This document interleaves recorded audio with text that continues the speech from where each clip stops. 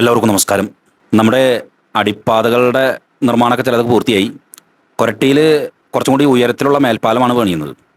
ഈ മേൽപ്പാലത്തിൻ്റെ വർക്കുകൾ സാഗൂതം വീക്ഷിക്കുന്ന ആളുകളുണ്ട്. ആരാണെന്നറിയോ? കൊരട്ടിയിലെ ഓട്ടോ ഡ്രൈവേഴ്സ്. ഇന്നിപ്പോൾ ഉണ്ടായൊരു മഹത്തായ കോമഡി.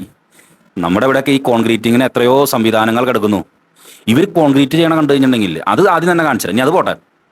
കോൺക്രീറ്റ് പില്ലറുകളിൽ കോൺക്രീറ്റ് നടക്കുന്നതിനിടയിൽ അതിൻ്റെ ഉള്ളിൽ നിന്ന് സാധനം ചോർന്ന് അതിൻ്റെ ഒരു ഭാഗം ഷീറ്റ് വെച്ച് അടച്ചിട്ടാണല്ലോ ഈ കോൺക്രീറ്റ് മുകളിൽ കൂടെ ഇടണേ. അതിൻ്റെ ഒരു ഭാഗം ആ കൊരട്ടി മേൽപ്പാലത്തിൻ്റെ പില്ലർ പണിതുകൊണ്ടിരിക്കുന്നതിൻ്റെ അവിടുത്തെ ഒരു ഭാഗം തള്ളി അതിലൂടെയുള്ള എല്ലാ കോൺക്രീറ്റും ഒഴുകിപ്പോയി. ഇനി ഇവർ എന്തെങ്കിലും ഇങ്ങനത്തെ അപാകതകൾ വന്നു കഴിഞ്ഞാൽ അപ്പം തന്നെ ചെയ്യണ പരിപാടി ഉണ്ട്. ഓട്ടറിനെ JCB വെക്കുന്നു, കുഴി കുത്തുന്നു, എല്ലാം കുഴിച്ചിടുന്നു.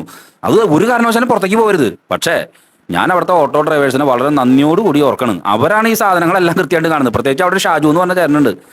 പുള്ളീനെ ഈ PST കമ്പനി എന്ന് പറഞ്ഞിട്ടുണ്ടെങ്കിൽ കണ്ടു കഴിഞ്ഞാൽ അപ്പം ഹാലിളകും. പുള്ളിക്ക് എന്തായാലും ഒരു അവാർഡ് കൊടുക്കേണ്ടതാണ്. കാരണം ഈ ഹൈവേയിലെ അടിപ്പാത മേൽപ്പാത നിർമ്മാണമായിട്ട് ബന്ധപ്പെട്ട ഒക്കെ തന്നെ കൃത്യമായ അപാകതകളൊക്കെ തന്നെ പുറത്തേക്ക് കൊണ്ടുവരുന്നതിൽ വലിയ ഇടപെടൽ നടത്തിയിട്ടുള്ള വ്യക്തിയാണ് ഷാജു എന്ന് പറഞ്ഞ ഓട്ടോ ഡ്രൈവർ. പൊതുവിൽ അവിടുത്തെ ഓട്ടോ ഡ്രൈവേഴ്സ് എല്ലാം അങ്ങനെയാണ്.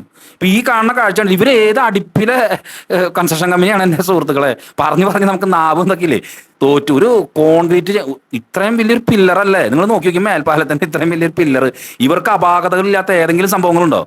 ഇതേ പില്ലറിന്റെ മറ്റേ കമ്പി കെട്ടിക്കൊണ്ടിരിക്കുന്ന സമയത്താണ് അതിന്റെ ഫ്ലോർ ഉള്ളിലെ കെട്ടിക്കൊണ്ടിരിക്കുന്ന കമ്പി മുഴുവൻ ഇടിഞ്ഞൊളിഞ്ഞു വീണത്.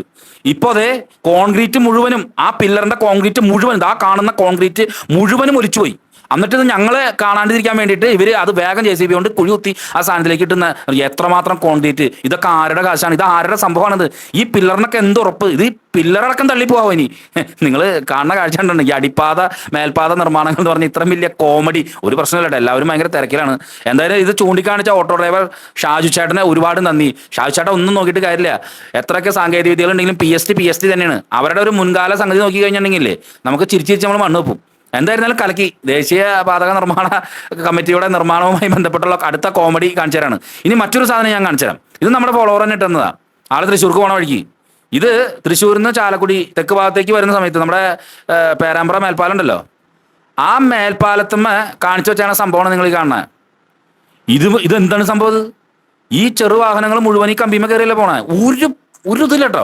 ഈ അടിപ്പാതകളും ഇതൊക്കെ തുറന്നിട്ടുണ്ട്. ഞാൻ നേരത്തെ പറഞ്ഞ മാതിരി അതിലൂടെ നിന്ന് കയറി പോകുമ്പോൾ ഈ 2 വീലേഴ്സ് ശ്രദ്ധിക്കണം. ഞാൻ സർവീസ് റോഡിൽ കൂടെ പോകുള്ളൂ. ഞാൻ ഒരു തവണ അതിൽ കൂടെ പോയിട്ടുണ്ടായിരുന്നു. അതൊന്നും നിർത്തി.